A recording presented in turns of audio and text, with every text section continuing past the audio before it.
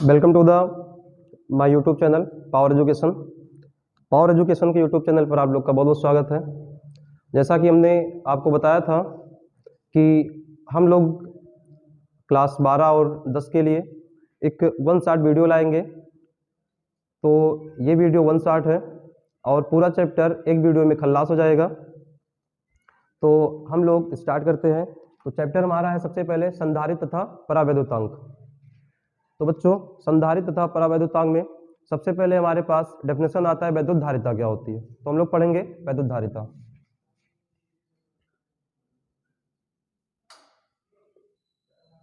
वैद्युत धारिता, तो वैद्युत धारिता का मतलब क्या होता है? किसी भी चालक द्वारा आवेश तथा ऊर्जा को धारण करने की क्षमता को हम लोग वैद्युत धारिता बोलते हैं। तो जैसे बच्चा, इसका मतलब हो गया किसी चालक में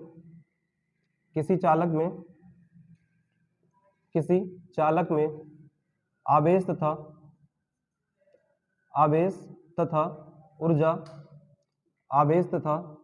ऊर्जा को धारण करने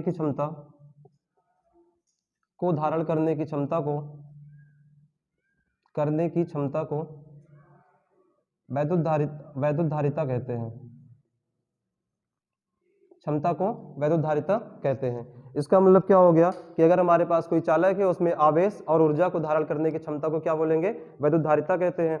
अब जैसे अगर हमारे पास कोई चालक है, हमने कहा हमारे पास कोई चालक है और इस चालक को हमने कहा जीरो आवेश दिया, तो इसमें इसकी जो विभव होगा वो जीरो आएगा।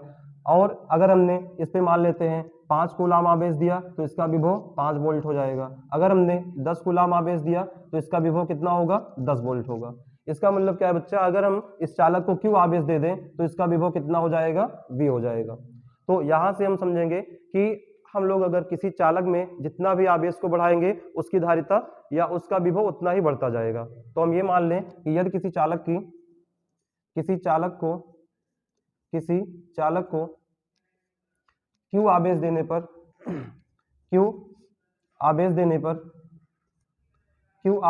पर विभव V हो तो यहां से हम बोल सकते हैं Q जो होगा वो डायरेक्टली प्रोपोर्शनल होगा B के, मतलब Q अनुक्रमानुपाती होगा B के।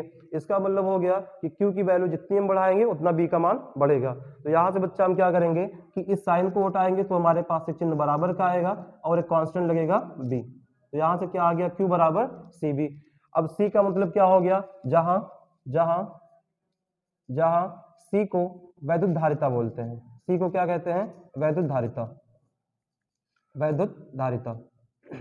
अब यहां से हम लोग इसको डिफाइन करेंगे। यहां से आएगा C बराबर Q अपॉन B। अगर हम लोग B को 1 वोल्ट मान लें तो C बराबर क्या मिलेगा बच्चा लोग? C बराबर मिलेगा Q। ठीक है। अब यहां से इसको डिफाइन करेंगे कि अगर किसी चालक को या किसी चालक के विभव में 1 वोल्ट की वृद्धि की जाए या 1 वोल्ट का विभव में वृद्धि किया जाए तो आवश्यक आवेश की मात्रा को उस चालक की धारिता कहते हैं। ठीक है। क्या होगा कि अगर किसी चालक में 1 वोल्ट की वृद्धि करने के लिए आवश्यक आवेश की मात्रा को उस चालक का वैद्युत धारिता कहते हैं। तो अब इसके बाद हमारे पास क्या आएगा? हमने वैद्युत धारिता की परिभाषा पढ़ लिया। अब इसके बाद हम लोग पढ़ेंगे वैद्युत धारिता के बारे में कुछ जानकारी। जैसे अगर हमारे पास कोई चालक है, जैसे हमारे पास क्या है? कोई चालक है। अब हमने कहा इसका विभव मान लेते हैं 50 वोल्ट है। विभव क्या है? 50 वोल्ट। अगर हमें इसका विभव बढ़ाना है कितना? 1 वोल्ट। अगर हम इसका विभव 1 वोल्ट बढ़ाएंगे मतलब कितना करना है? 51। तो 51 वोल्ट करने के लिए हमें आवेश भी बढ़ाना पड़ेगा, क्योंकि Q जो होता है वो डायरेक्टली प्रोपोर्शनल होता है B के। तो यहाँ से अगर हमें 50 वोल्ट से 51 वोल्ट तक जाने के लिए जितने भी एक्स्ट्रा आवेश की आवश्यकता होती है, उसी आवेश को हम लोग, उसी संचित आवेश या आवेश की मात्रा को हम क्या बोलेंगे? धारिता कहते हैं। अब इसके बाद हम लोग पढ़ेंगे धारिता के कुछ प्रॉपर्टीज। यहाँ से धारिता जो होता है, सबसे पहले हम जानते हैं धारिता में क्या आएगा? सबसे पहले धारिता का हम लोग ये देखते हैं कि कौन सी राशि है। तो धारिता जो होती है बच्चा लोग अदिश राशि होती है। कैसी राशि है? अदिश राशि है। दूसरा, अगर हम लोग इसके मात्रक के बारे में जानकारी करें, मात्रक क्या होता है? मात्रक इसका हो जाएगा, मात्रक यहां से आपका आएगा, देखो एक मात्रक इसका फेरेड होता है। क्या होता है? फेरेड। एक मात्रक होता है फैरेड, और दूसरा मात्रक क्या होता है, इसके फार्मूले से आएगा क्यू। क्यू का मात्रक क्या होता है क्यू का मात्रक क्या है, कूलाम। क्यू का मात्रक कूलाम। वी का मात्रक क्या है, वोल्ट। तो यहां से एक मात्रक क्या आएगा, कूलाम वोल्ट। क्या आएगा, कूलाम वोल्ट। ठीक है, कूलाम वोल्ट आएगा, मतलब कूलाम प्रति वोल्ट। एक मात्रक हमारे पास क्या आ गया, कूलाम प्रति वोल्ट आ गया।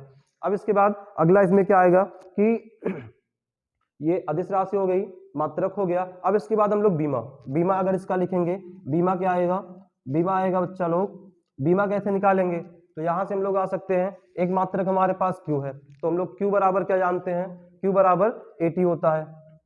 क्यू बराबर क्या होता है, 80। और उसके बाद वी, वी बराबर क्या होता है, या ऐसे लिख लें, ऐसे लिख लें, इसका फार्मूला है क्यू अपॉन में बी, और बी बराबर होता है W upon Q, W upon Q. तो यहाँ से बच्चा लोग क्या आ जाएगा, क्यू ऊपर जाएगा, ये होगा क्यू स्क्वायर अपॉन में डब्ल्यू। अब क्यू मतलब आवेश का मात्रक क्या होता है, 80, 80 का स्क्वायर, और डब्ल्यू का मतलब क्या हो गया, किया गया कार्य। तो कार्य का बीमा क्या होता है, M L square T minus two, M L square T minus two. तो यहाँ से इसको ऊपर ले जाएंगे तो ये हमें मिल जाएगा M minus one, M minus one, L minus two, L minus two, और टी हमारा हो जाएगा 2 2 4, और ए स्क्वायर। तो ये इसकी क्या हो गई, बीमा हो गई। ठीक है, तो ये हमारा इतना सा टॉपिक था धारिता के बारे में। अब हम लोग इसके आगे पढ़ेंगे, इसके आगे हम लोग पढ़ेंगे कि कोई अगर हमारे पास विलगित गोलीय चालक है, कोई हमारे पास विलगित गोलीय चालक है, और उस विलगित गोलीय चालक की धारिता क्या होती है। तो अब हम लोग पढ़ेंगे किसी विलगित गोलीय चालक की धारिता। बच्चा लोग बीमा जो होता है बड़ा इंपॉर्टेंट होता है, आपके एग्जाम में आता है 1 नंबर वाले क्वेश्चन में कि धारिता की बीमा बताइए, एप्सिलॉन नॉट के बीमा बताइए। तो बीमा आना चाहिए आप लोग को। अब हमारे पास डेरिवेशन क्या है कि कोई हमारे पास विलगित गोलीय चालक है, हमारे पास क्या है, कोई विलगित गोलीय चालक है, और विलगित गोलीय चालक की धारिता, विलगित गोलीय चालक की धारिता, गोलीय चालक की धारिता।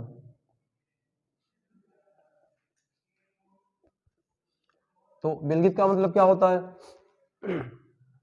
विलगित का मतलब क्या होता है, बताओ बताओ, नहीं जानते क्या, नहीं जानते, आओ हम बताते हैं।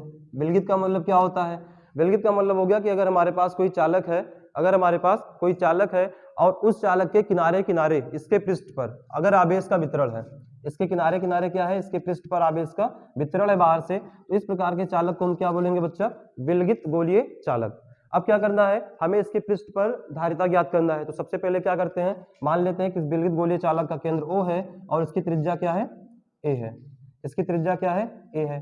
तो अगर हमें इसके पृष्ठ पर ज्ञात करना धारिता, तो धारिता बराबर होता क्या है, C बराबर होता है Q upon V, Q upon V होता है। तो सबसे पहले हम लोग इस गोलीय चालक के पृष्ठ पर विभव ज्ञात कर ले, सबसे पहले क्या ज्ञात कर ले, विभव ज्ञात कर ले।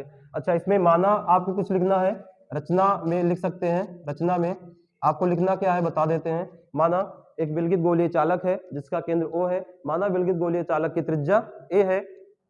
आगे लिखेंगे इसके चारों किनारे पर बाहर से आवेश का एक समान रूप से वितरण किया गया है। अब सबसे पहले लिखेंगे कि विलगित गोलीय चालक, विलगित गोलीय चालक, विलगित गोलीय चालक,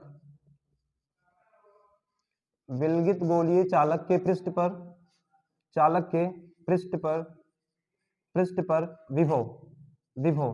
तो विभव का फार्मूला क्या होता है बच्चा, विभव का फार्मूला होता है V बराबर 1/4 पाई epsilon not Q upon R। तो यहाँ पर R का मतलब त्रिज्या क्या लिए हैं, A लिए हैं, तो हो जाएगा V बराबर 1/4 पाई एप्सिलॉन नॉट Q अपॉन में A होगा। इसे मान लेते समीकरण नंबर 1। अब हम क्या मान ले बच्चा, अब हम लोग लिखते हैं कि अगर चालक की धारिता, चालक की धारिता क्या होती, C, यदि जो हमारे पास चालक है, यदि चालक की धारिता क्या हो, चालक की धारिता, चालक की धारिता क्या हो, चालक की धारिता C हो, तो फार्मूला क्या होता है, C बराबर Q अपॉन V। तो यहां से लिख लेंगे C बराबर Q अपॉन V। तो बच्चा लोग क्या करेंगे, v का मान यहाँ रख देंगे, तो यहाँ से आपको मिलेगा, यहाँ से मिलेगा q बटे 1/4 पाई एप्सिलॉन नॉट q अपॉन में a। अब देखो q से q कट गया, q से q क्या हो गया, कट गया। अब ये वाली सारी वैल्यू ऊपर चली जाएगी, तो यहाँ से हमें क्या मिलेगा, this implies that c equal to 4 pi epsilon naught into a। तो ये क्या होता है, ये होता है किसी विलगित गोलीय चालक की धारिता, c equal to 4 pi epsilon naught a होता है। अब इसको मान लेते समीकरण नंबर 1। अच्छा, ये जो हम लोगों ने धारिता ज्ञात किया है, ये धारिता जो है चालक रखा गया निर्वात या वायु के लिए है। अगर हम लोग किसी माध्यम के लिए निकालेंगे तो माध्यम के लिए क्या होता है, तो हम ऐसा लिखते हैं कि यदि यदि यदि माध्यम यदि माध्यम का अपवर्तनांक k हो, या ऐसे लिख दें किसी माध्यम के लिए, किसी माध्यम के लिए किसी माध्यम के लिए किसी माध्यम के लिए माध्यम के लिए तो किसी माध्यम के लिए क्या होगा, किसी माध्यम के लिए बच्चा हो जाएगा, किसी माध्यम के लिए 1 किसी माध्यम के लिए c equal to 4 pi epsilon naught. तो बच्चा लोग क्या करते हैं कि जो भी निर्वात में आता है, धारिता हो गया, तो माध्यम के लिए क्या करेंगे, माध्यम के लिए हम लोग एप्सिलॉन नॉट के बगल में k से गुणा करवा देंगे। जहां भी कहीं एप्सिलॉन नॉट मिल जाए वहां हम लोग k से गुणा करवा देंगे, तो epsilon naught k into a आ गया। इसको मान लेते समीकरण नंबर 2। अब हम क्या करेंगे, समीकरण 2 और 1 से भाग दे देते हैं, तो यहां से लिखेंगे समीकरण 2। अच्छा, इसको मान लेते हैं माध्यम के लिए, इसको मान लेते हैं Cm, मतलब ये जो हमारा कैपेसिटेंस है वो किसका हो जाएगा, मीडियम का हो जाएगा। ठीक है, तो यहाँ से हमारे पास आएगा समीकरण 2 को समीकरण 1 से भाग करने पर ये आएगा Cm, मतलब माध्यम का परावैद्युतांक, और यहाँ से क्या आएगा C बराबर में ये 4 pi epsilon naught k a upon में क्या आएगा 4 पाई एप्सिलॉन नॉट a। अब देखो 4 पाई एप्सिलॉन कैंसिल हो गया a से, यहाँ क्या बचा है C मीडियम, Cm अपॉन में C is equal to k। तो बच्चा लोग C क्या है, Cm आपका क्या है, Cm है माध्यम की धारिता, C क्या है निर्वात की धारिता, K क्या है माध्यम का परावैद्युतांक। तो इसको कैसे डिफाइन करेंगे कि किसी माध्यम का परावैद्युतांक माध्यम की धारिता तथा निर्वात की धारिता के अनुपात के बराबर होता है, या ऐसे बोल सकते हैं किसी माध्यम का परावैद्युतांक माध्यम की धारिता तथा निर्वात की धारिता के अनुपात को कहते हैं। ठीक, तो इसके आगे हमारे पास सब अगला है। अच्छा, एक चीज और, यहाँ से अगर हम लोग समीकरण 1 से बात करें, यहाँ से अगर हम इक्वेशन फर्स्ट की बात करें, फ्रॉम इक्वेशन फर्स्ट यहाँ से अगर देखेंगे c is equal to 4 pi epsilon naught into a। अगर यहाँ से देखें ये सारा कांस्टेंट है, क्योंकि 4 कोई भी संख्या होती है कांस्टेंट, पाई कांस्टेंट है, एप्सिलॉन नॉट क्या है कांस्टेंट है। तो यहाँ से अगर हम देखें तो c जो होगा वो डायरेक्टली प्रोपोर्शनल होगा a के, मतलब c जो होगा अनुक्रमानुपाती होगा त्रिज्या के चालक की या चालक की त्रिज्या के। इसका मतलब हो गया कि जैसे जैसे अगर हम त्रिज्या का मान बढ़ाएंगे, त्रिज्या बढ़ाएंगे तो चालक की धारिता क्या होगी, बढ़ेगी। अगर त्रिज्या घटाएंगे तो चालक की धारिता क्या होगी, घटेगी। तो यहाँ से आप लिख सकते हैं, यहाँ से लिख सकते हैं कि चालक की धारिता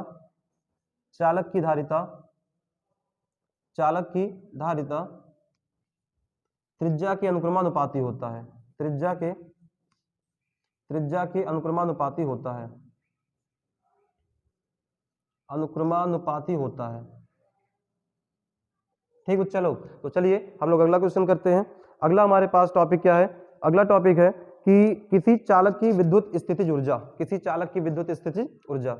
तो स्थितिज ऊर्जा हम लोग कैसे फाइंड करते हैं। अगर हमारे पास कोई चालक है, हमारे पास क्या है, कोई चालक है, और उस चालक को आवेशित करने के लिए जो भी संपूर्ण ऊर्जा लगती है, उस चालक को आवेशित करने के लिए जो भी संपूर्ण ऊर्जा लगती है, उस ऊर्जा को हम लोग क्या बोलते हैं, उस ऊर्जा को क्या बोलते हैं, वैद्युत स्थितिज ऊर्जा। तो चलिए हम लोग इसका करते हैं डेरिवेशन।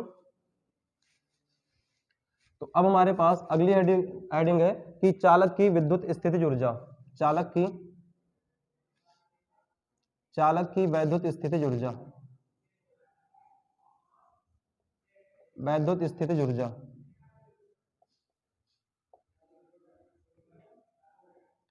तो चालक की वैद्युत स्थितिज ऊर्जा क्या होती है कि अगर किसी चालक को आवेशित करना है, मान लेते हैं हमारे पास कोई चालक है और हमने कहा अगर हमने यहाँ पर 0 आवेश दिया, आवेशित कैसे करेंगे, चालक को आवेश देकर। तो अगर हमने 0 आवेश दे दिया है तो यहाँ पर इसका विभव कितना होगा, 0 होगा, क्योंकि Q जो होता है V के अनुक्रमानुपाती होता है, Q V के अनुक्रमानुपाती होता है।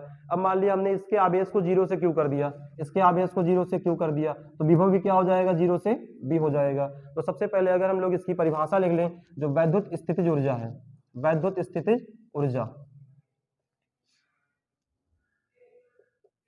वैद्युत स्थितिज ऊर्जा, तो वैद्युत स्थितिज ऊर्जा होती क्या है बच्चा लोग, किसी भी चालक को आवेशित करने के लिए, किसी भी चालक को आवेशित करने के लिए संपूर्ण किए गए कार्य को वैद्युत स्थितिज ऊर्जा कहते हैं। तो यहां पर लिखेंगे किसी चालक को,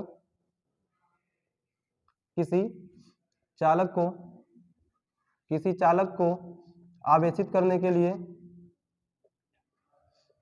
आवेशित करने के लिए, आवेशित करने के लिए किए गए संपूर्ण कार्य को, के लिए किए गए संपूर्ण कार्य को, संपूर्ण कार्य को चालक की, कार्य को चालक की स्थितिज ऊर्जा कहते हैं, स्थितिज ऊर्जा कहते हैं। और स्थितिज ऊर्जा को हम लोग किससे प्रदर्शित करते हैं, U से, ठीक। और ऊर्जा, ऊर्जा का मात्रक आप जानते हैं, मात्रक होता है जूल या अर्ग होता है, और ऊर्जा की बीमा क्या होती है, mL²T-2। बच्चा लोग आप इंटर में हैं, जो भी आप डेफिनेशन लिखेंगे एग्जाम में, उसका आपको मात्रक भी लिखना और बीमा भी लिखना है। तो आप ऐसे लिख लेंगे, ऊर्जा का मात्रक क्या होता है, ऊर्जा का मात्रक जूल है, बीमा क्या होगी, बीमा क्या होगी, बीमा क्या होगी, बीमा होता है mL²T-2, mL²T-2। अब हम लोग क्या करेंगे, सूत्र का निगमन, अब हम लोग क्या करेंगे, सूत्र का निगमन, सूत्र का निगमन। अब सूत्र के निगमन में क्या आएगा, सूत्र के निगमन में सबसे पहले हम लोग क्या लिख लेंगे, माना कोई चालक है, माना कोई चालक है, और इस चालक को 0 से Q आवेश दिया जाता है, जिसके कारण इसका विभव 0 से क्या हो रहा है, V हो रहा है, ठीक है, जिसका विभव 0 से V हो रहा है। तो सबसे पहले हम लोग इसका औसत विभव ज्ञात कर लेते हैं। सबसे पहले क्या ज्ञात कर ले, औसत विभव। तो यहां से आ जाएगा औसत विभव बराबर औसत, औसत विभव। तो औसत विभव क्या आएगा, 0 से B है, तो औसत कैसे निकालते हैं, कुल पदों का योग बटे कुल पदों की संख्या, कुल पदों का योग बटे कुल पदों की संख्या। तो कुल पद हमारे पास 0 और V है, संख्या कितनी हो गई, 1 1 2 हो गई। तो 0 प्लस B/2 बराबर में क्या आएगा, V/2। तो हमारे पास औसत विभव आ गया V/2। अब हम लोग जानते हैं कि वैद्युत स्थितिज ऊर्जा, जो किया गया कार्य होता है उसी को कहते हैं। सबसे पहले हम लोग क्या निकाल ले, कार्य निकाल ले। अब कार्य कैसे आएगा, कि चालक को क्यों आवेश देने में किया गया कार्य, चालक को क्यों आवेश देने में किया गया कार्य। तो किया गया कार्य क्या होता है, किया गया कार्य क्या होगा, W बराबर V इंटू क्यू, W बराबर V into Q. Definition of potential, विभव के परिभाषा से। तो यहां से हमारे पास क्या आ जाएगा, W बराबर औसत विभव क्या आया है, B/2, तो हो गया B/2 इंटू क्यू। तो यहाँ से बच्चा लोग इसको हम क्या लिख सकते हैं, ये हमारा आ जाएगा W बराबर 1/2 Q इंटू V, W बराबर 1/2 Q इंटू V। अब यहाँ से जो यही किया गया कार्य आया है, यही क्या कहलाएगा, वैद्युत स्थितिज ऊर्जा। तो यहाँ से लिख लेते हैं, यही कार्य ऊर्जा कहलाता है, यही कार्य वैद्युत स्थितिज ऊर्जा कहलाता है, वैद्युत स्थितिज ऊर्जा कहलाता है, स्थितिज ऊर्जा कहलाता है। तो स्थितिज ऊर्जा को हम लोग U से लिखते हैं, तो यहां से मिल गया U बराबर 1/2 QV, 1/2 QV। अब हम लोग एक फार्मूला और जानते हैं, Q बराबर क्या होता है, CB, धारिता की परिभाषा से। तो यहां से हम लोग क्या लिख दें, Q बराबर C इंटू B, धारिता की परिभाषा से। Q का मान अगर यहाँ रख देंगे तो क्या आएगा, ये में मिलेगा U बराबर 1/2 Q का मान क्या है, CB, और ब्रैकेट में क्या है, V है। तो यहाँ से बच्चा लोग आएगा 1/2 CB स्क्वायर। तो ये भी हमारा क्या हो गया, ऊर्जा का फार्मूला। अब जैसे अगर आप न्यूमेरिकल सॉल्व करेंगे, तो अगर आपको किसी भी चालक का आवेश दिया गया है, विभव दिया गया है, ऊर्जा पूछा जाए तो लगा देंगे हाफ QV। अगर आपको किसी चालक की धारिता दी है, विभव दिया है, तो आप क्या लगा देंगे, U बराबर हाफ CB स्क्वायर, ठीक है। तो अगले, अब हम लोग आगे टॉपिक पे आते हैं। अगला टॉपिक हमारे पास है, अगर किसी चालक को आवेशित करना है, ठीक है, मतलब दो आवेशित चालकों को एक दूसरे से जोड़ने पर दो आवेशित चालकों को एक दूसरे से जोड़ने पर आवेशों का पुनर्वितरण, आवेशों का क्या है, पुनर्वितरण है। तो बच्चा लोग अगले टॉपिक में हम लोग आते हैं।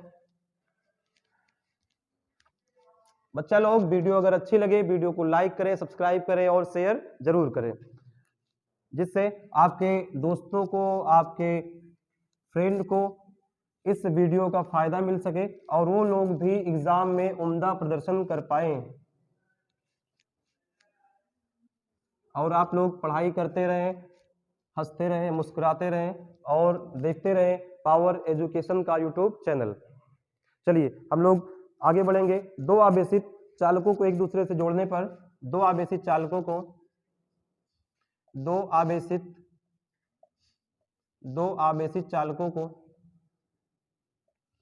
चालकों को एक दूसरे से और क्या है, एक दूसरे से जोड़ने पर आवेशों का पुनर्वितरण, जोड़ने पर आवेशों का पुनर्वितरण, आवेशों का पुनर्वितरण और यही से हमें मिलेगा उभयनिष्ठ विभव, उभयनिष्ठ विभव। तो बच्चा लोग ये डेरिवेशन बड़ा आसान सा है और अभी इसको हम लोग स्टार्ट करते हैं। तो सबसे पहले क्या करना, हम चालक कोई ले लेते हैं। हम लोग क्या करेंगे, दो चालक लेते हैं कोई। तो हमने ले लिया, एक चालक ए है, एक चालक बी है, एक चालक ए है, एक चालक बी है। अब सबसे पहले हम लोग कंडीशन मान लेंगे कि चालक जो ए है इसका विभव क्या होगा, वी ए होगा। चालक बी का विभव क्या होगा, वी बी होगा। अब कंडीशन ये है कि जो चालक ए है इसका विभव ज्यादा है चालक बी से। अब आप जानते हैं according to the definition of potential कि जिस चालक का विभव ज्यादा होता है, जिस चालक का विभव ज्यादा होता है वहां से आवेश का प्रवाह कम तल वाले की ओर होता है। तो सबसे पहले अगर हमने माना है कि इस चालक के विभव ज्यादा है मतलब इस चालक का तल ऊंचा है और इस चालक का विभव कम है मतलब इस चालक का तल क्या है, नीचा है। अब क्या करेंगे, हम लोग मान लेते हैं कि माना जो चालक ए है, जो चालक ए है इसका आवेश Q1 है, आवेश Q1, धारिता C1 और विभव V1 है। दूसरे चालक का Q2 और C2 और विभव क्या है, V2 है। अब क्या करेंगे, अब हम लोग ये करेंगे कि दोनों चालक को हमें बोला गया है कि एक दूसरे को एक आवेशित तार से जोड़ देंगे, एक पतले आवेशित तार से जोड़ देंगे। तो हमने क्या किया, यहां से इसको एक पतले आवेशित तार से जोड़ दिया। अब तार जोड़ेंगे तो क्या होगा, तार जोड़ेंगे तो क्या होगा, तार जोड़ेंगे बच्चा तो यहाँ से जो आवेश का तल ऊंचा है, यहाँ पर आवेश का तल क्या है, ऊंचा है, तो यहाँ से आवेश यहाँ जाना स्टार्ट हो जाएगा। आवेश कब तक जाएगा, आवेश तब तक जाएगा जब तक कि दोनों के लेवल, दोनों के तल बराबर ना हो जाए। तो यहाँ से हम लोग क्या करेंगे कि जब हमने तार से जोड़ दिया है, तार से जोड़ने के बाद हम लोग यहाँ से ज्ञात करेंगे। देखो पहले इसका विभव ज्यादा था, सॉरी पहले इसका आवेश क्या था, ज्यादा था। अब आवेश चला गया है तो इसके आवेश में क्या हुआ है, परिवर्तन हुआ है। तो हम इसको मान लेते हैं तार जोड़ने के बाद इसका जो आवेश है Q1 डैश है। धारिता क्या होगी, क्या धारिता बदलेगी, बताओ धारिता बदलेगी क्या, नहीं बदलेगी। क्यों नहीं बदलेगी, क्योंकि धारिता का मतलब होता है धारण करने की क्षमता, आकार, इसका आकार। तो चालक का आकार तो वही है, इससे क्या जा रहे हैं, आवेश जा रहे हैं, तो इसकी धारिता क्या रहेगी, C1 ही रहेगी। विभव क्या होगा, विभव क्या होगा, तार जोड़ने के बाद यहां से आवेश का वितरण तब तक होगा जब तक कि दोनों के लेवल, दोनों के तल बराबर ना हो जाए। इसका मतलब यहाँ का विभव V बराबर हो जाएगा इस वाले विभव के। ठीक, अब देखो यहाँ Q2 आवेश है। अब जब यहाँ से आवेश आ रहा है तो पहले मान लेते हैं इतना था, पहले मान लेते हैं इतना था। अब आवेश आएगा तो मान लेते हैं दोनों में इतना इतना बराबर हो गया। तो इसका मतलब इसमें आवेश बड़ा है, इसको मान लेते हैं Q2 डैश और धारिता क्या होगी, C2 ही रहेगी। ठीक है, तो यहाँ से हम लोग क्या ज्ञात करेंगे, उभयनिष्ठ विभव। इसमें बच्चा लोग माना लिखेंगे तो लिख सकते हैं कि माना दो चालक A और B है जिनके विभव क्रमशः VA और VB है। माना चालक VA का विभव ज्यादा है चालक V के विभव से। उसके बाद लिखेंगे माना तार जोड़ने के पहले, माना तार जोड़ने के पहले चालक A का Q1 आवेश देने पर विभव V1 तथा धारिता C1 है, तथा चालक B को Q2 आवेश देने पर इसका विभव V2 तथा धारिता क्या हो रहा है, C2 हो रहा है। ठीक, अब इसके बाद हम लोग क्या लिखेंगे, अब सबसे पहले हम लोग यहाँ पर लगाएंगे आवेश संरक्षण का नियम। आवेश संरक्षण का नियम काहे लगाएंगे? आवेश संरक्षण का नियम इसलिए लगाएंगे क्योंकि यहाँ से किसका वितरण हो रहा है? आवेशों का। तो यहाँ से हम लोग लिखेंगे आवेश संरक्षण के नियम से, आवेश संरक्षण के नियम से। तो यहाँ से आएगा आवेश संरक्षण का नियम, आवेश संरक्षण का नियम, आवेश संरक्षण का नियम। तो आवेश संरक्षण का नियम क्या होगा बच्चा? आवेश तार को जोड़ने से पहले का आवेश बराबर होगा तार के जोड़ने के बाद के आवेश से। तो यहां से हम क्या लिखते हैं? तार जोड़ने से पहले का आवेश, तार जोड़ने के पहले का आवेश, पहले का आवेश बराबर होगा तार जोड़ने के बाद के आवेश के, तार जोड़ने के बाद के आवेश के, बाद के आवेश के। तो चलिए अब तार जोड़ने के पहले आवेश क्या है? Q1 है और Q2 है। तो यहां से क्या हो जाएगा? Q1 प्लस में Q2 बराबर होगा तार जोड़ने के बाद क्या आ रहा है? Q1 डैश और Q2 डैश। यहां से क्या आ रहा है? Q1 डैश प्लस में Q2 डैश आ रहा। अब बच्चा लोग हम क्या करेंगे? Q1 Q2 का मान रखेंगे। कहां से रखेंगे? हम लोग जानते हैं Q बराबर क्या होता है? C इंटू V होता है। Q बराबर क्या होता है? C इंटू V होता है। तो यहाँ से Q1 का मान क्या होगा? C1 V1 होगा। तो यहाँ क्या रख दिया जाए? C1 V1 प्लस में Q2 का मान क्या होगा? C2 V2 होगा। तो यहाँ से रख दो C2 V2 रख दो बराबर Q1 डैश का क्या हो जाएगा? C1 V होगा। तो यहाँ से हम क्या रखेंगे? C1 V प्लस में Q2 डैश क्या रख दिया जाए? C2 V। तो यहाँ से आपका क्या आएगा? C2 V आएगा। अब बच्चा लोग यहाँ से देखो, यहाँ से आपका क्या कॉमन आ रहा है? क्या कॉमन आ रहा है? अरे बोलो क्या कॉमन आ रहा? V कॉमन आ रहा है। यहाँ से आपको मिलेगा C1 V1 plus C2 V2। अब बच्चा लोग यहाँ से क्या करेंगे? उभयनिष्ठ विभव जो कॉमन आ रहा है, अब V की वैल्यू में ज्ञात करना है तो इसको यहाँ से पक्षांतर करते हैं। गुणे का पक्षांतर क्या होगा? भाग होगा। तो यहाँ से V बराबर मिल जाएगा C1 V1 plus C2 V2 upon में C1 प्लस C2। तो ये हमारे पास क्या है? उभयनिष्ठ विभव है। ये क्या है? उभयनिष्ठ विभव है। अब इसके आगे हम लोग क्या करेंगे? इसके आगे हम लोग करते हैं आवेश की मात्रा, आवेश की मात्रा। तो जो भी स्थानांतरित आवेश की मात्रा होती है उसको ज्ञात करेंगे। तो चलिए हम लोग ज्ञात करते हैं आवेश की मात्रा। यहाँ पर करते हैं आवेश की मात्रा, या ऐसे लिख दे स्थानांतरित आवेश की मात्रा। यहाँ दिख रहा है, इधर वाला पार्ट दिखेगा, स्थानांतरित आवेश की मात्रा, स्थानांतरित आवेश की मात्रा, स्थानांतरित आवेश की मात्रा। तो बच्चा स्थानांतरित आवेश की मात्रा क्या हो जाएगी? मतलब कि हमारे पास जो भी आवेश है, जैसे यहाँ शुरुआत में आवेश क्या है? Q1 है। अब जब हमने तार से जोड़ दिया आवेश क्या हो रहा है? Q1 डैश हो रहा है। तो स्थानांतरित आवेश की मात्रा मतलब जब यहाँ से आवेश चला जाएगा तो इसका कुल कितना मात्रा बचेगा। तो हम लोग क्या करेंगे? Q1 माइनस में Q1 डैश करेंगे, Q1 माइनस में Q1 डैश करेंगे। तो यह आपका क्या आएगा? यह आपका आएगा Q1 माइनस में Q1 डैश। ठीक है, स्थानांतरित आवेश की मात्रा क्या आएगा? Q1 माइनस में Q1 डैश आएगा। अब बच्चा लोग देखो Q1 का मान क्या होगा? Q1 का मान आपका होगा C1 V1, C1 V1। तो यहाँ से आपको मिलेगा C1 V1 minus Q1 dash की वैल्यू क्या आएगी? Q1 डैश की वैल्यू आएगी C1 V। तो यहाँ से आप क्या लिखेंगे? C1 V। अब बच्चा लोग यहाँ से C1 V1 माइनस C1, अभी V का मान हमारे पास क्या है? V का मतलब है उभयनिष्ठ विभव। तो V का मान हम लोग यहाँ उठा के यहाँ पर रखेंगे तो हमें क्या मिलेगा? हमें क्या मिलेगा? C1 V1 plus C2 V2 upon में क्या आएगा? C1 प्लस C2 आएगा, C1 प्लस C2 आएगा। अब हम लोग क्या करेंगे? सिंपली इसका एलसीएम ले लें। इसका एलसीएम लेंगे तो हमारे पास आएगा C1 V1 और इसका मल्टीप्लाई यहाँ होगा C1 प्लस C2 और यहाँ पर माइनस में बच्चा लोग आएगा C1 ब्रैकेट में C1 V1 प्लस में C2 V2 और बटे में क्या आएगा? बटे में सबका डिनोमिनेटर क्या है? C1 प्लस C2 है। अब सिंपली हम लोग क्या कर ले? इसका गुणा भाग करवा लेते हैं। इसका मल्टीप्लाई करवाएंगे तो क्या आएगा? C1 स्क्वायर और V1 और ये हमारा क्या आएगा? Plus C1 C2 V1, C1 C2 और V1। इधर करवाएंगे तो plus minus minus C1 square V1 और इधर करवाएंगे plus minus minus C1 C2 और V2। अपॉन में क्या आएगा? अपॉन में आएगा C1 प्लस C2। अब क्या करेंगे बच्चा लोग? यहाँ से देखो ये वाला और ये वाला कैंसिल आउट हो रहा है। अब यहाँ से इसमें और इसमें C1 C2 क्या हो रहा है, कॉमन हो रहा है, तो यहाँ से आपका कॉमन लेंगे तो आएगा C1 C2 और क्या आएगा V1 माइनस V2 अपॉन में C1 प्लस C2।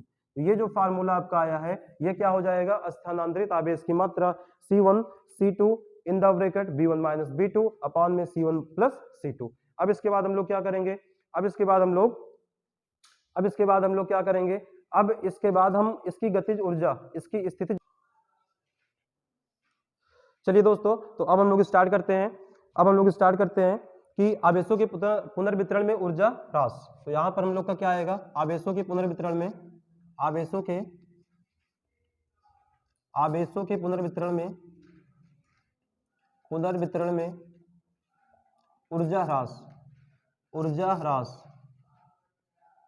ऊर्जा ह्रास। तो यहाँ से बच्चा लोग क्या आएगा, फिर से हम लोग मान लेते हैं कोई हमारे पास जो चालक है वही चालक A है, इसका विभव VA है, और दूसरा कोई चालक हमारे पास क्या है B है और इसका विभव क्या है VB है। ठीक है, अब हम लोग कंडीशन वही है कि VA ग्रेटर होगा VB से। तो अभी हम लोगों ने क्या माना था कि जो चालक A है इसका आवेश Q1 विभव V1 धारिता C1 है, दूसरे चालक का आवेश Q2 विभव V2 धारिता C2 है। अब इसको हम एक आवेशित तार से जोड़ देंगे। अब तार जोड़ने के बाद इसका आवेश क्या होगा, Q1 डैश होगा, विभव क्या होगा V होगा, धारिता C1 डैश होगी, इधर से क्या हो जाएगा Q2 डैश होगा और B होगा और इधर क्या हो जाएगा C2 हो जाएगा।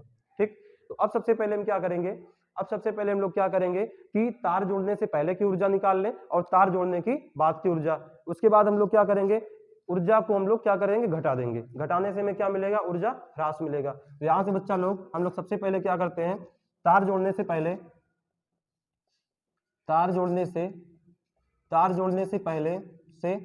की ऊर्जा, तो तार जोड़ने से पहले की ऊर्जा, तो तार जोड़ने से पहले की कुल ऊर्जा क्या है बच्चा, यहाँ से अगर हम लोग ऊर्जा निकालेंगे, अभी हम लोगों ने पढ़ा U बराबर होता क्या है, हाफ CB स्क्वायर। Q बराबर क्या होता है, हाफ CB स्क्वायर होता है। तो तार जोड़ने के पहले यहाँ पर क्या ऊर्जा मिल रही, C1 V1, तो यहाँ से हो जाएगा हाफ C1 V1 स्क्वायर। दूसरे में चालक में जाएंगे तो इसका योगफल आएगा, तो यहाँ से मिलेगा half C2 V2 square, half C2 V2 square. अब इसके बाद हम क्या करेंगे, अब हमने तार जोड़ दिया और तार जोड़ने के बाद की ऊर्जा निकाल ले, तो यहाँ पर आएगा तार जोड़ने के बाद की ऊर्जा, बाद की ऊर्जा। तो यहाँ से बच्चा लोग आएगा तार जोड़ने के बाद की ऊर्जा, यहाँ देखो क्या होगा, यहाँ होगा 1/2 C1, यहाँ से C1 रहेगा तो C1B, यहाँ से क्या रहेगा C1 V स्क्वायर, प्लस में दूसरे में आएंगे तो क्या आएगा हाफ C2 B स्क्वायर। अब यहाँ से बच्चा लोग क्या आएगा, B कॉमन दिख रहा है तो यहाँ से एक लाइन सॉल्व करेंगे, आएगा 1/2 B कॉमन करेंगे B स्क्वायर, बचेगा C1 प्लस C2। अब क्या करेंगे, अब हम लोग जो लास्ट वाली ऊर्जा इसको मान लेते हैं U, इसको क्या मान ले U, इसको क्या मान लेते हैं U डैश मान लेते हैं। अब जो ऊर्जा हानि आएगी उसके लिए हम लोग क्या करेंगे, U माइनस U1 डैश, क्या करेंगे ऊर्जा हानि U माइनस U1 डैश करेंगे। Now putting the value of this we get, यहाँ से रखेंगे 1/2 C1 V1 स्क्वायर प्लस 1 अच्छा दोस्तों यहाँ से हम लोग 1/2 कॉमन कर लेंगे, 1/2 क्या कर लेते हैं, कॉमन करते हैं, तो मिलेगा C1 V1 स्क्वायर प्लस में यहाँ से क्या मिलेगा C2 V2 स्क्वायर, और उसके बाद माइनस हो जाएगा, माइनस करेंगे ये वाला, माइनस 1/2 V स्क्वायर और C1 प्लस में C2। अब यहाँ से हम लोग इसको थोड़ा सा सॉल्व करेंगे, 1/2 सब में कॉमन है, सबको बाहर कर लें, सबको बाहर करेंगे तो आएगा 1/2, इसके बाद C1 V1 स्क्वायर प्लस में C2 V2 स्क्वायर, इसको इन द ब्रैकेट कर दिया और यहाँ से माइनस, पहले इसको लिख दिया C1 प्लस C2। इसके बाद बच्चा लोग B का मतलब क्या है, उभयनिष्ठ विभव होता है। अभी हम लोगों ने उभयनिष्ठ विभव को प्राप्त किया था तो ये हमें मिला था V बराबर C1 V1 plus C2 V2 अपान में क्या आया था C1 प्लस C2 आया था। तो बच्चा लोग यहाँ से हम लोग B का मान रखेंगे तो क्या आ जाएगा C1 V1 plus C2 V2 अपान में C1 प्लस C2 का होल स्क्वायर। अब क्या करेंगे, अब होल स्क्वायर है तो एक बारी यहाँ स्क्वायर है, एक बारी यहाँ सिर्फ एक है, तो यहाँ से एक कट जाएगा, एक पावर से एक कटेगा, तो यहाँ से हमें क्या मिलेगा, यहाँ से हमें मिलेगा ऊर्जा हानि को लिख दे डेल्टा यू, डेल्टा यू भी लिख सकते हैं आप, कोई दिक्कत नहीं है। तो यहाँ से डेल्टा यू बराबर क्या मिलेगा, डेल्टा यू बराबर 1/2। अब यहाँ से हो गया C1 V1 स्क्वायर प्लस में C2 V2 स्क्वायर, और इसके बाद क्या मिलेगा, इसके बाद यहाँ से एक पावर से एक कट गया, तो यहाँ से आपका बचेगा C1 माइनस में C1 V1 plus C2 V2, और अपान में क्या बचा है C1 प्लस C2। अब हम क्या करेंगे, अब यहाँ से 1/2 यहाँ पर होल स्क्वायर है। अब इसका हम लोग लासा लेते हैं, एलसीएम लेंगे, तो इसका गुणा यहाँ पर होगा, तो यहाँ पर लिखेंगे C1 V1 square plus C2 V2 square, और यहाँ से गुणा करवाएंगे तो ये हो जाएगा C1 प्लस C2, और माइनस में क्या आएगा, माइनस में C1 V1 और प्लस में C2 V2 स्क्वायर। तो अब हम लोग इसका ब्रैकेट खोलेंगे, तो यहाँ से हमें मिलेगा डेल्टा यू बराबर 1/2, इसका गुणा करवाएंगे तो क्या आएगा C1 square V1 square, C1 अच्छा अपान वाला भी लिखना है, हाँ पूरे का बटे में क्या आएगा, ये आएगा C1 प्लस C2। अब एक काम कर लें, इसको भी थोड़ा सा इसको इरेज कर देते हैं, इधर का इरेज कर रहे हैं,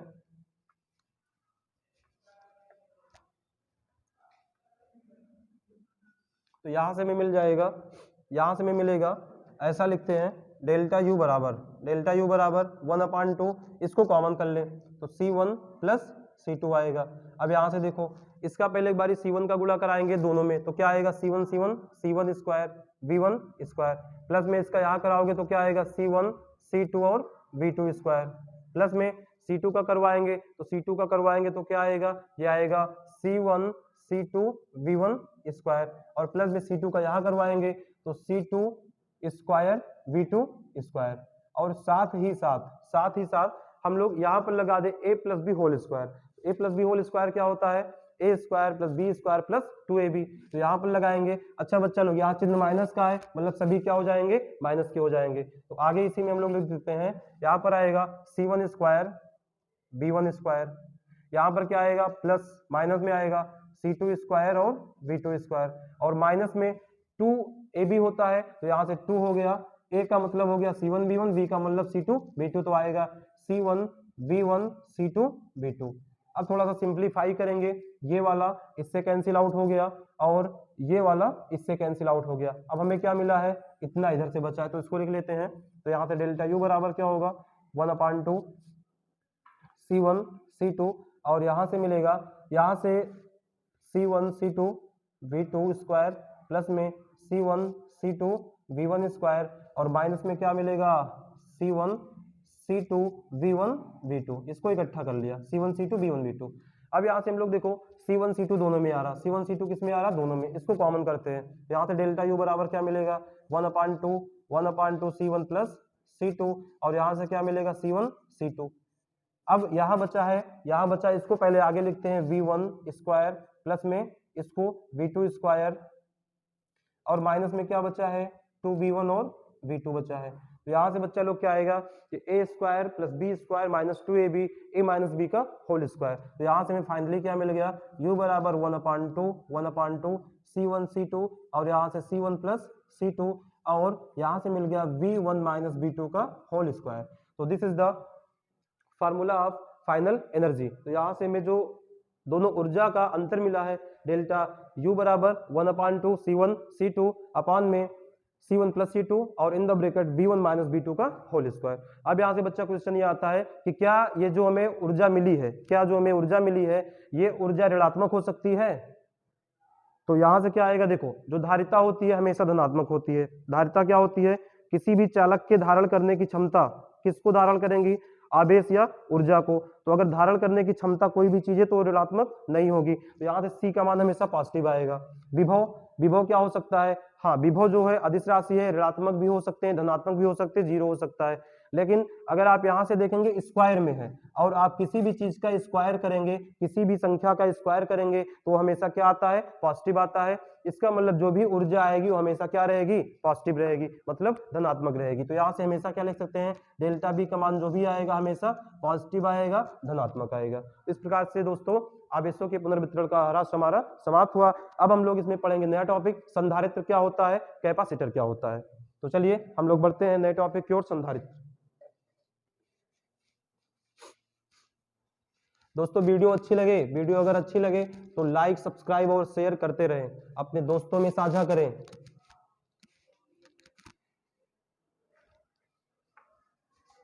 अब हम लोग पढ़ेंगे संधारित्र। संधारित्र क्या होता है बच्चा लोग, संधारित्र भी एक ऐसा समायोजन होता है जिसमें आवेश का क्या होता है, आवेश का संचय होता है। संधारित्र भी एक ऐसा समायोजन होता है जो अपने अंदर आवेश का संचय करता है। तो अब हम लोग क्या पढ़ेंगे, अब हम लोग पढ़ेंगे संधारित्र क्या होता है। अब हम लोग क्या पढ़ेंगे, संधारित्र क्या होता है। यहां से हमारे पास क्या आ गया, संधारित्र। चैप्टर का नाम क्या था, संधारित्र तथा परावैद्युतांक। अब हम लोग पढ़ेंगे संधारित्र। संधारित्र, संधारित्र में क्या आएगा, तो संधारित्र एक ऐसा समायोजन होता है जो अपने भीतर आवेश का आवेशों का संचय करता है। तो यहां से आएगा, परिभाषा इसकी क्या है, संधारित्र एक ऐसा समायोजन होता है। क्या होता है, समायोजन होता है, समायोजन होता है जो अपने भीतर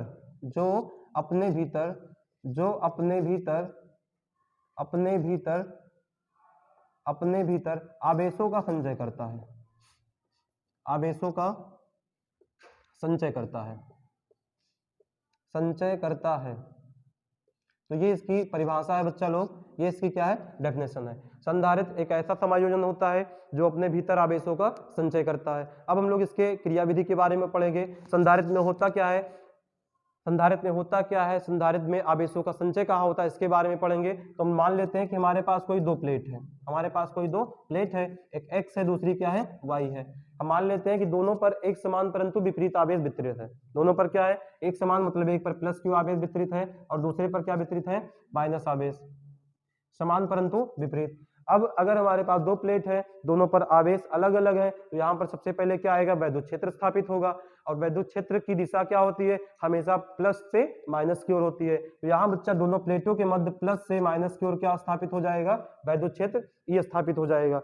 अब इसके बाद क्या करते हैं कि जो हमारे पास दोनों प्लेट होती है, इसका हम लोग क्षेत्रफल कुछ मान लेते हैं, इसका क्षेत्रफल ए मान लिया जाए, ठीक। तो इसमें क्या लिखेंगे कि संधारित्र एक ऐसा समायोजन होता है जिसमें दो प्लेटें होती हैं, जिसका नाम एक्स और वाई है। उसके बाद क्या लिखेंगे, माना प्लेट एक्स पर एक समान धन आवेश वितरित है तथा प्लेट वाई पर एक समान ऋण आवेश वितरित है, और दोनों प्लेटों के मध्य एक वैद्युत क्षेत्र ई स्थापित होता है जिसकी दिशा हमेशा प्लस से माइनस की ओर रहेगी। दोनों प्लेटों के बीच का अंतर हम लोग लिखते हैं इसको स्मॉल डी से। अंतर का मतलब हो गया कि दूरी, जो दोनों प्लेटों के बीच दूरी होती है उसको हम लोग क्या किससे लिखते हैं, स्मॉल डी से। और अभी हमने बताया बच्चा लोग कि अपने भीतर क्या करता है, आवेश का संचय करता है। तो यहाँ पर आवेश का संचय कहाँ होगा, प्लेटों पर होगा कि प्लेटों के बीच में कि प्लेटों के बाहर, प्लेटों के बीच में। आवेशों का संचय कहाँ होगा, प्लेटों के बीच में, ठीक है। तो हाँ, ये आपका जरूरी चीज है कि जो संधारित्र भी भीतर अपने आवेश का संचय करता है वो दोनों प्लेटों के बीच में करता है, ठीक। अब इसके आगे हम लोग पढ़ेंगे, संधारित्र की प्लेटों के बीच वैद्युत क्षेत्र व विभव। तो अब हम लोग एक डेरिवेशन करेंगे, एक इंपॉर्टेंट डेरिवेशन करेंगे, और उसके बाद हमारे पास आएगा समांतर प्लेट संधारित्र की धारिता, जो कि आपके एग्जाम में बार बार पूछा जाता है, बहुत ही इंपॉर्टेंट डेरिवेशन है। तो सबसे पहले हम लोग क्या करेंगे, हवन करेंगे, चलो हवन नहीं करेंगे, हम लोग पढ़ेंगे। तो हमारे पास क्या है, समांतर संधारित्र की प्लेटों के बीच वैद्युत विभव। हमारे पास क्या है, संधारित्र की प्लेटों के बीच, संधारित्र की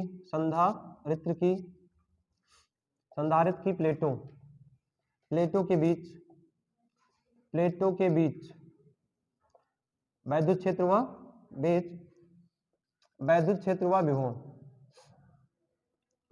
व विभव। तो बच्चा पार्टी क्या करेंगे हम लोग क्या करेंगे, सबसे पहले कोई दो प्लेट मान लेते हैं। ठीक, अगर हमारे पास संधारित्र आ गया है तो हम लोग सबसे पहले क्या करें, संधारित्र का पूरा इंफॉर्मेशन ले लेते हैं। यहाँ पे मान लेते हैं कि हमारे पास कोई दो प्लेट है, क्या दिख रहा है, हमारे पास कोई दो प्लेट है। एक हमने कहा हमारे पास प्लेट x है, दूसरी क्या है, प्लेट y है, दूसरी क्या है, प्लेट y है। ये नहीं दिख रहा, ये दिख रहा, चलो ठीक है। एक हमारे पास प्लेट क्या है, x है, दूसरा प्लेट क्या है, y है, दूसरा प्लेट y है। अब इस पे एक समान परंतु विपरीत आवेश वितरित है, एक समान परंतु विपरीत आवेश वितरित है। इसके बीच की दूरी क्या होती है, स्मॉल d।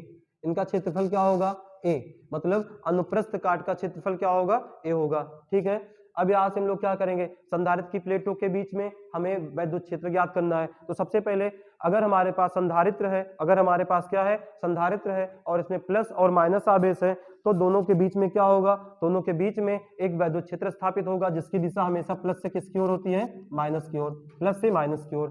तो संधारित्र की प्लेटों के बीच में हमें विभव ज्ञात इलेक्ट्रिक फील्ड फाइंड करना है। तो मान लेते हैं इस बिंदु पर हमें इलेक्ट्रिक फील्ड ज्ञात करना है। अब अगर इलेक्ट्रिक फील्ड जो वैद्युत क्षेत्र होता है, दो प्लेट है, दोनों प्लेट के लिए आएगा। तो मान लेते हैं कि जो हमारे पास प्लेट x है इसका विद्युत क्षेत्र क्या है, E1, प्लेट y है इसका विद्युत क्षेत्र क्या है, E2।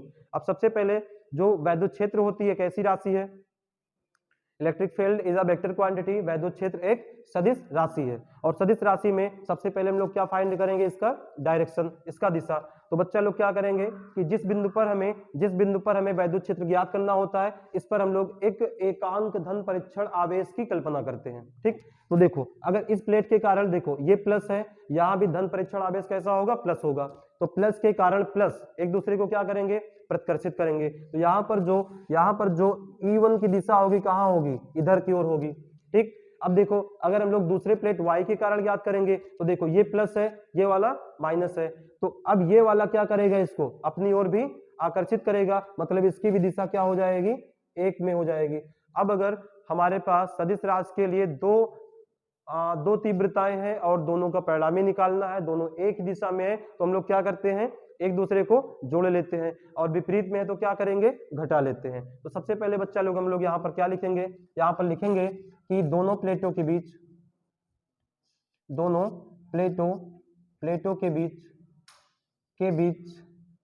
वैद्युत क्षेत्र। तो अब वैद्युत क्षेत्र के लिए सबसे पहले प्लेट x का निकाल लिया जाए। तो प्लेट x का वैद्युत क्षेत्र, तो बच्चा लोग प्लेट x का वैद्युत क्षेत्र कैसे आएगा, E1 माना गया है, E1 बराबर क्या होता है, सिग्मा अपान 2 एप्सिलॉन नॉट। अब ये सिग्मा अपान 2 एप्सिलॉन नॉट कहाँ से आया है, ये आपके गॉस के प्रमेय का है। कोई अनंत आवेशित अचालक चादर के कारण जो वैद्युत क्षेत्र आता है सिग्मा E1 बराबर सिग्मा अपान 2 एप्सिलॉन नॉट, वहां से आया है। अब दूसरे के लिए हमारा क्या आएगा, प्लेट y के लिए या प्लेट y का वैद्युत क्षेत्र। तो प्लेट y का वैद्युत क्षेत्र क्या आएगा बच्चा लोग, E2 बराबर भी सेम आएगा, सिग्मा अपान में 2 एप्सिलॉन नॉट। अब हमारा क्या आएगा कि दोनों प्लेटों के बीच में वैद्युत क्षेत्र की तीव्रता या परिणामी तीव्रता। तो यहां से क्या आएगा, दोनों प्लेटों के बीच में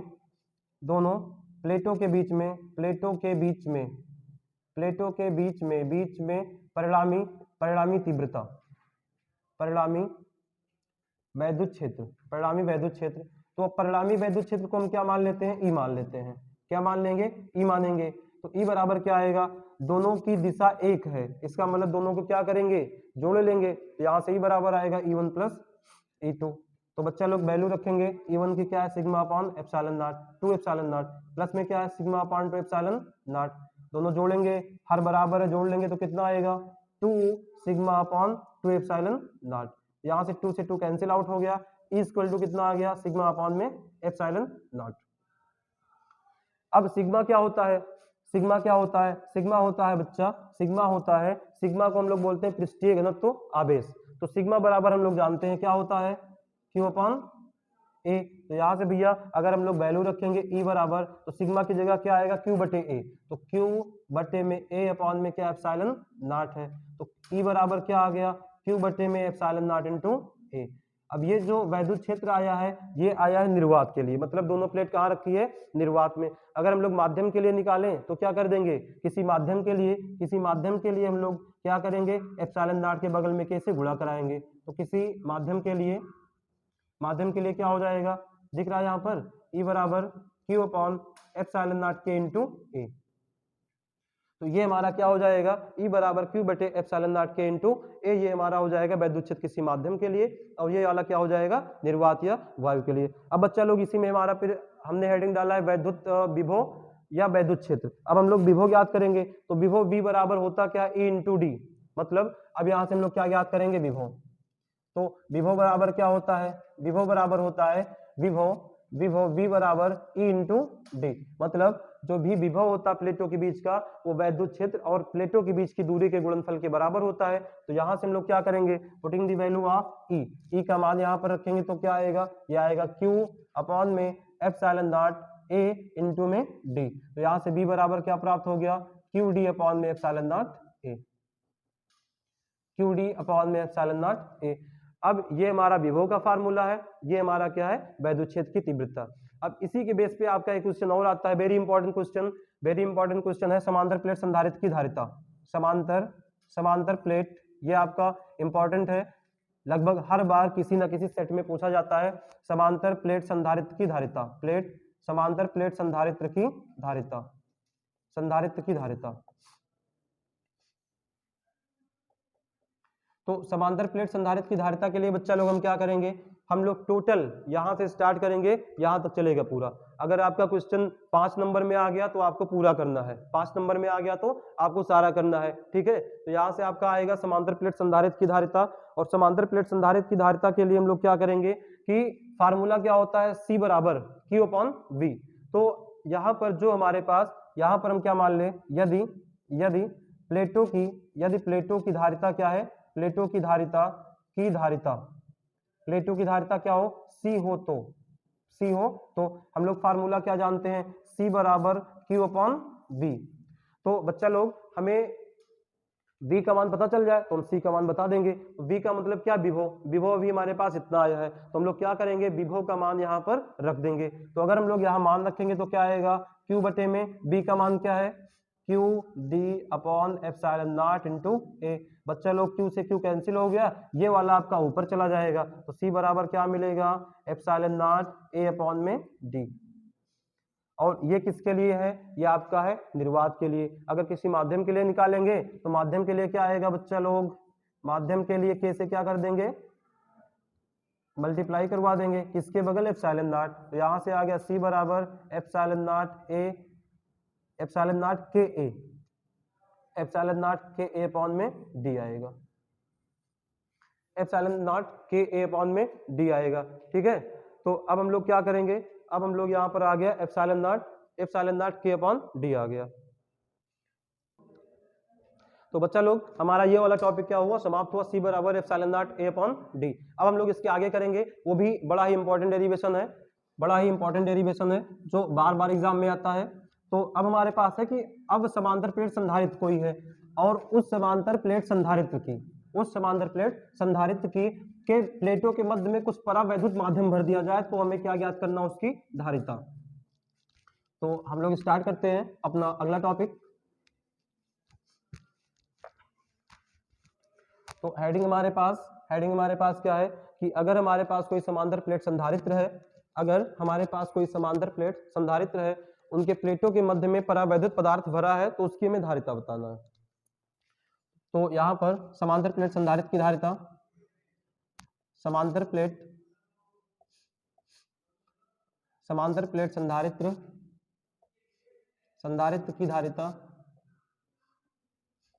की धारिता जब प्लेटों के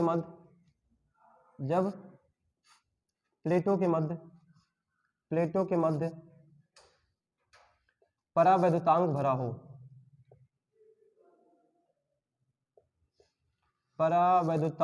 हो, तो चलिए हम लोग इसके लिए करेंगे भरा हो। फिर सबसे पहले क्या बोला है, समांतर प्लेट संधारित्र। तो आपके दिमाग में आना चाहिए समांतर प्लेट संधारित्र का मतलब क्या है कि हमारे पास दो प्लेट होती हैं जिस पर बराबर परंतु विपरीत आवेश होते हैं, और जिसका वैद्युत क्षेत्र प्लस से माइनस की ओर होता है, और दोनों प्लेटों के बीच की दूरी क्या होती है, स्मॉल d होती है, और प्लेटों का जो क्षेत्रफल होगा क्या हो जाएगा, कैपिटल A हो जाएगा। तो ऐसे बना लो सिंपल सा, एक हमारे पास प्लेट है,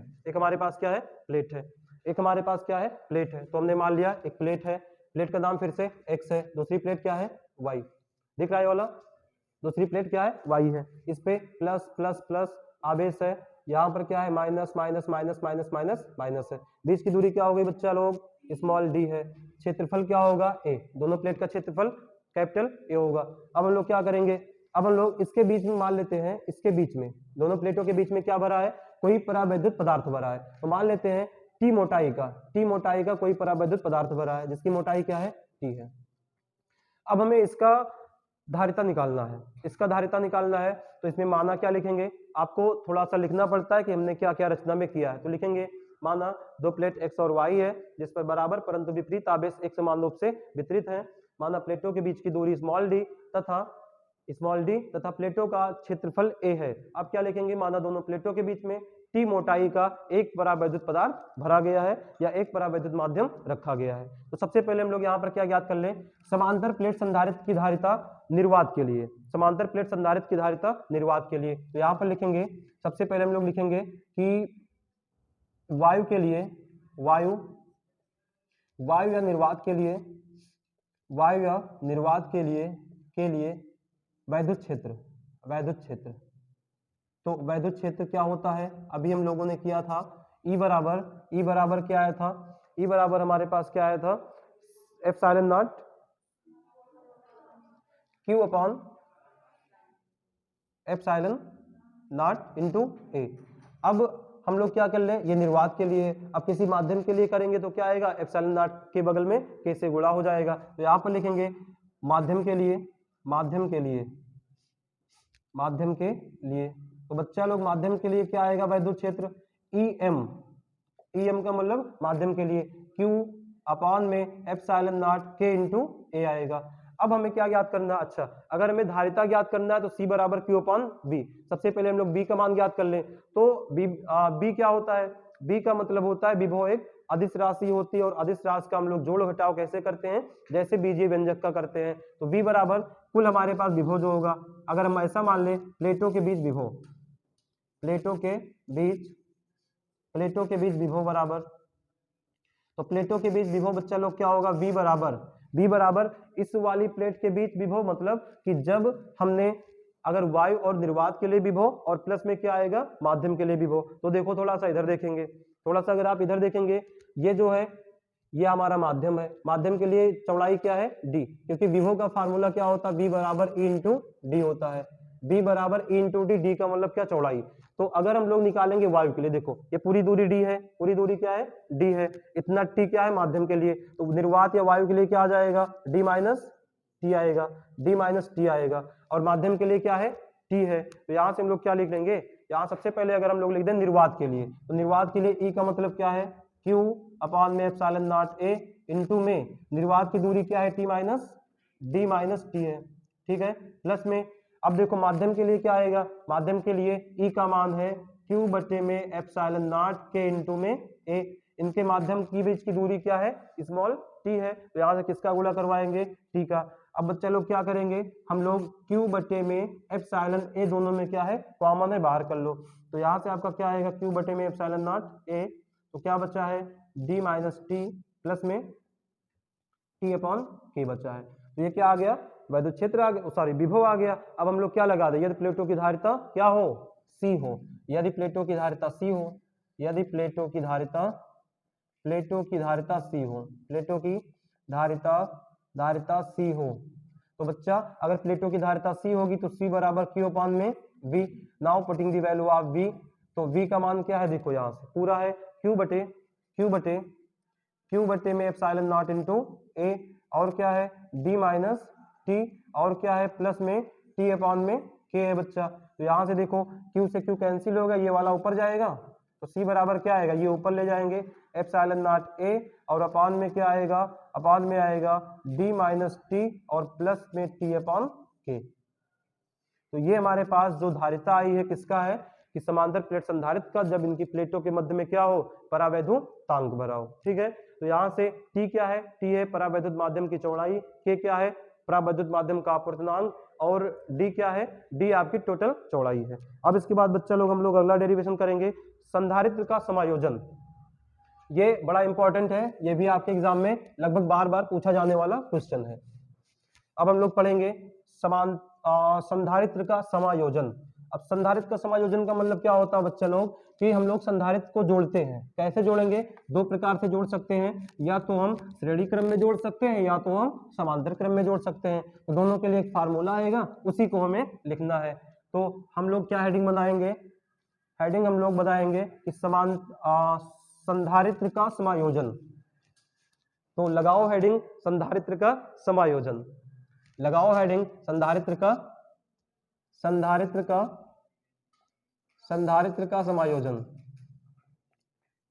संधारित्र का समायोजन। तो सबसे पहला हम लोग बच्चा लोग पढ़ेंगे श्रेणी क्रम, कि जब संधारित्र को जोड़ा गया हो श्रेणी क्रम में, इन सीरीज। तो श्रेणी क्रम संयोजन क्या होता है? श्रेणी क्रम संयोजन का होता है कि अगर हमारे पास दो संधारित्र हैं, अगर हमारे पास लेट अस सपोज दैट दो संधारित्र, एक हमारे पास C1 है, दूसरा क्या है? C2 है। तो यहां से क्या करेंगे कि पहले संधारित्र का दूसरा सिरा दूसरे संधारित्र के पहले सिरे से जुड़ा हो, तो इस प्रकार के संयोजन को हम लोग क्या बोलेंगे? श्रेणी क्रम संयोजन कहते हैं। ठीक है, तो हम लोग कोई तीन मान के करते हैं, तीन हम मान लेते हैं कि माना हमारे पास तीन संधारित्र है, माना हमारे पास तीन संधारित्र है। एक क्या है? एक हमारे पास C1 है, एक हमारे पास C1 है, दूसरा क्या है? C2 है, और तीसरा क्या है? C3 है। इसको हमने क्या किया है? इसको हमने C1, C2 और C3 है। तो हमारे पास तीन संधारित्र हैं, C1, C2 और C3 है।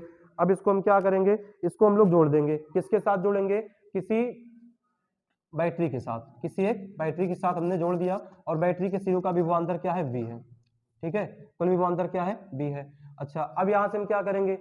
जो श्रेणी क्रम में बच्चा लोग होता है, इसमें आवेश सब में एक होता है। आवेश सब में क्या होता है? एक होता है। मतलब जो भी आवेश C1 में जाएगा वही आवेश C2 में जाएगा, वही आवेश C3 में जाएगा। तो सबके लिए अगर मान लेते हैं यहां से आवेश आएगा, तो सबके लिए आवेश क्या होगा? Q होगा, Q होगा, और क्या होगा? Q होगा।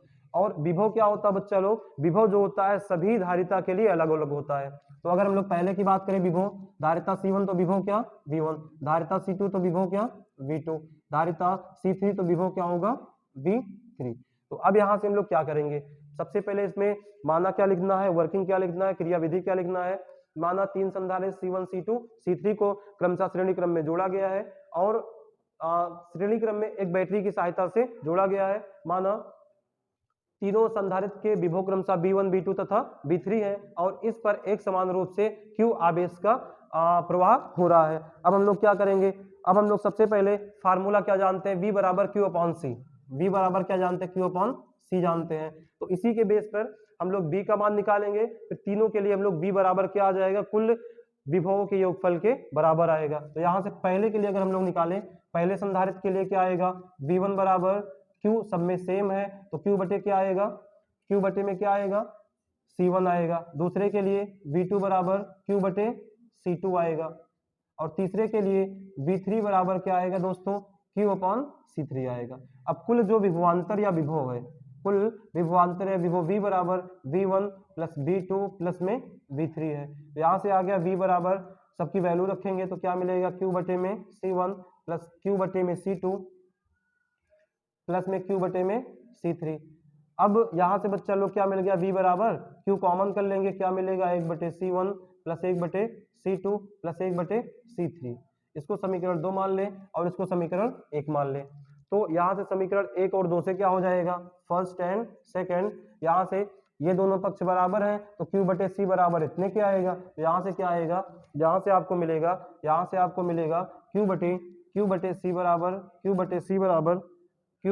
C बराबर Q हमने कॉमन लिया है, ये वाला 1 बटे C1 प्लस 1 बटे C2 प्लस 1 बटे C3।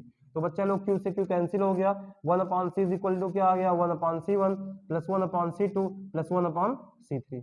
तो ये आपका फार्मूला होता है संधारित्र के श्रेणी क्रम में जोड़ने के लिए। ठीक है, तो अगला हम लोग इसी में क्या करेंगे? जब हम लोग इसको जोड़ दें समांतर क्रम में, तो समांतर क्रम में जोड़ेंगे तो क्या आएगा?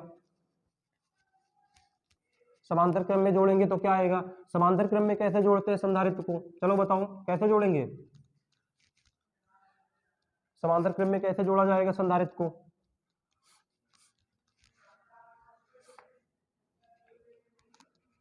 समांतर क्रम में कैसे जोड़ेंगे? जब हमारे पास कई संधारित्र हो, जब हमारे पास क्या हो, कई संधारित्र हो और उन संधारित्र को जोड़ने पर पहला सिरा सबका एक बिंदु पर हो, पहला सिरा सबका कहाँ हो, किसी एक बिंदु पर हो और आखिरी सिरा भी किसी एक बिंदु से मिले, इस प्रकार के क्रम को हम क्या बोलेंगे, समांतर क्रम संयोजन कहते हैं। तो यहां से हमारे पास क्या आएगा, समांतर क्रम, यहां से क्या आएगा, समांतर क्रम। तो चलिए अब हमारे पास क्या है, अब हमारे पास हमने एक बैटरी ले लिया है और यहां से हमने संधारित्र को जोड़ दिया है। एक हमारे पास है C1, दूसरा हमारे पास क्या है C2 और तीसरा हमारे पास क्या है C3। ठीक है, C1, C2 और C3। अब यहां से क्या होगा, आवेश का प्रवाह होगा। ठीक, अच्छा अब देखो, अगर समांतर क्रम में क्या होता है, सबके लिए विभव सेम होता है, विभवांतर सेम होगा प्लेटों के मध्य, लेकिन धाराएं या जो आवेश होगा सबके लिए अलग अलग होता है। तो पहले में देखो, यहाँ अगर C1 है तो आवेश क्या होगा, Q1 होगा, ये C2 है तो आवेश क्या होगा, Q2 होगा, C3 तो आवेश क्या होगा, Q3 होगा। सबसे पहले मान लेते हैं प्लेटों के बीच जो विभव है वो क्या है, B है। प्लेटों के बीच जो विभव या विभवांतर वो क्या है, B है। तो यहाँ से हम लोग सबसे पहले क्या लगा दें, यदि यदि यदि प्लेटों के बीच विभवांतर V हो तो विभवांतर V होगा तो बच्चा क्या आएगा, Q बराबर हम लोग क्या जानते हैं, C इंटू V, समीकरण नंबर 1। अब इसी के बेस पर हम लोग क्या कर लें, पहले के लिए हम लोग आवेश याद कर लें, पहले के लिए आवेश, दूसरे के लिए और तीसरे के लिए। यहां से हमारे पास क्या आएगा, तो अब क्या लिख दें कि पहले, या ऐसे लिख दें C1, C2, C3 संधारित्र के आवेश क्रमशः, तो आवेश क्रमशः क्या आएंगे, बच्चा लोग, यहाँ से पहला C1 है तो C1 के लिए आवेश क्या होगा, C1 के लिए आवेश Q1 है, तो Q1 बराबर विभव समय क्या होगा, बराबर होगा। विभव समय क्या है, बराबर है, मतलब यहाँ का विभव B है, यहाँ का विभव B, यहाँ का विभव B है। तो पहले के लिए आवेश क्या आ जाएगा, Q1 बराबर C1V, दूसरे के लिए क्या आएगा, Q2 बराबर C2V, तीसरे के लिए क्या आएगा, Q3 बराबर C3V। अब क्या करेंगे, सभी आवेश को जोड़ लेंगे तो कुल आवेश हमारा क्या आएगा, कुल आवेश Q बराबर, आवेश कैसी राशि है, अदिश राशि है। तो अदिश राशि में हम लोग सिंपल सा जोड़ लेते हैं, सबकी वैल्यू रखोगे तो क्या आएगा, Q1 का C1V प्लस में C2V प्लस में C3V, यहाँ से Q बराबर, अब देखो बच्चा लोग यहाँ से B कॉमन कर लो तो मिलेगा C1 plus C2 plus C3, इसको समीकरण नंबर 2 कर दो, समीकरण 1 और 2 से, क्या मिलेगा, समीकरण 1 और 2 से, 1 व 2 से, तो 1 और 2 से बच्चा Q बराबर है, ये वाला इसके बराबर आएगा, तो यहाँ से CV बराबर CV1 प्लस V2 प्लस में V3 आएगा, यहाँ से C से C कट गया, V बराबर क्या आ गया, सॉरी, यहाँ से क्या मिलेगा, यहाँ से में मिलेगा, ये दोनों बराबर हैं, CV बराबर, ये वाला हमारे पास मिलेगा V C1 plus C2 plus में C3, तो बच्चा लोग B से B कैंसिल हो गया, C बराबर क्या मिल गया, C1 plus C2 plus C3।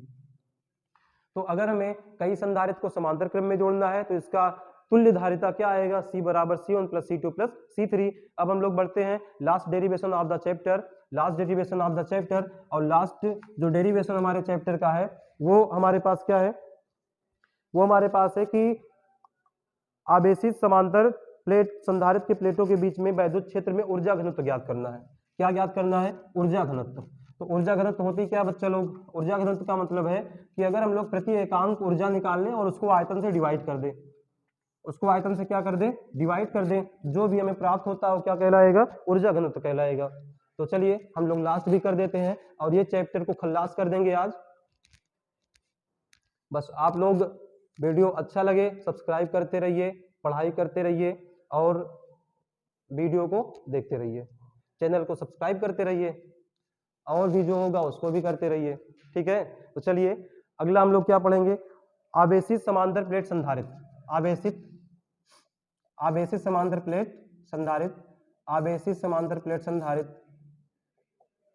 Plate संधारित्र और क्या है, संधारित्र के प्लेटों आवेशी समांतर प्लेट संधारित्र की प्लेटों के बीच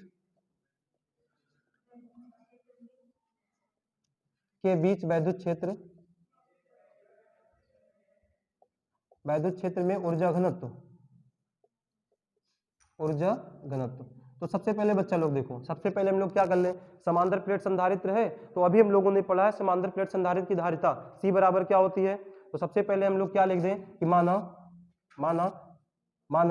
समांतर प्लेट संधारित्र समांतर, अब चाहे तो आप ऐसे बना सकते हैं, आप ऐसे बना लो, एक हमारे पास प्लेट X है, एक Y है, एक पर प्लस आवेश है, दूसरे पर क्या है माइनस है।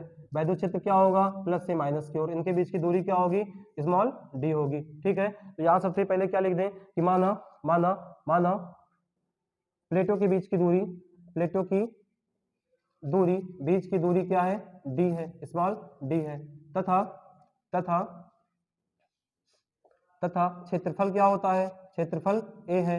तो समांतर प्लेट संधारित्र की धारिता क्या आएगी बच्चा लोग, समांतर प्लेट संधारित्र की धारिता क्या आएगी बच्चा,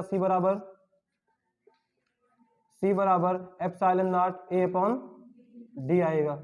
अब इसके बाद हम क्या करेंगे, अब हम लोग इसका विभव ज्ञात कर लेते हैं। तो विभव बराबर क्या होता है, विभव बराबर हमारे पास, या हम लोग इसका ऊर्जा ज्ञात कर ले, इसका क्या ज्ञात कर ले ऊर्जा, क्योंकि जो ऊर्जा घनत्व होता है प्रति एकांक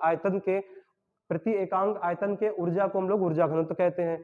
तो अगर यहाँ पर समांतर प्लेट संधारित्र के लिए अभी हम लोगों ने एक डेरिवेशन किया था U बराबर हाफ C V स्क्वायर, तो यहाँ से क्या लिख दें समांतर प्लेट संधारित्र की ऊर्जा, या ऐसे लिख दें प्लेटों के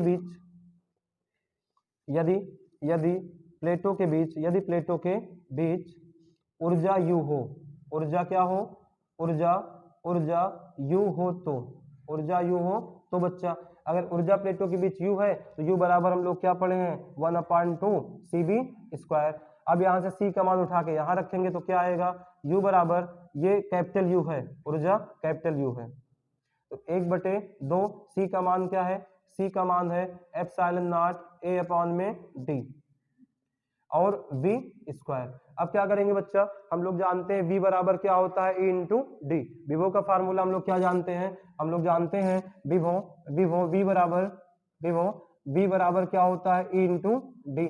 अब V का मान हम लोग इसी समीकरण में रख देंगे तो हमें क्या मिलेगा, हमें मिलेगा U बराबर 1/2 epsilon naught A upon D, और V की जगह रखेंगे E इंटू डी, तो क्या मिलेगा E इंटू डी का स्क्वायर। अब देखो इधर D स्क्वायर इधर D है, एक D से D कटेगा तो U बराबर क्या मिलेगा 1/2 एप्सिलॉन नॉट A, और ये क्या होगा E, ये क्या हो जाएगा E का स्क्वायर करेंगे epsilon not E square, A और D को इकट्ठा कर लेंगे, A और D को क्या कर लें इकट्ठा। ठीक, तो अब हम लोग क्या करेंगे, ये जो A और D होता है, A का मतलब क्या है क्षेत्रफल है, D का मतलब क्या है, D का मतलब बीच की दूरी है या ऊंचाई है, और क्षेत्रफल और दूरी का आप गुणा कराएंगे तो हमें क्या प्राप्त होता है, हमें आयतन प्राप्त होता है। और ये जो AD होता है, ये AD जो होता है ये आपका प्लेटों के बीच आकाश का आयतन होता है, प्लेटों के बीच आकाश का क्या होगा आयतन होता है। तो यहाँ पर लिखेंगे प्लेटों के बीच आकाश का आयतन AD है, अतः प्रति एकांक आयतन में ऊर्जा घनत्व, अतः प्रति एकांक आयतन में संचित ऊर्जा अर्थात ऊर्जा घनत्व। तो यहाँ पर क्या लिखेंगे, अतः प्रति एकांक आयतन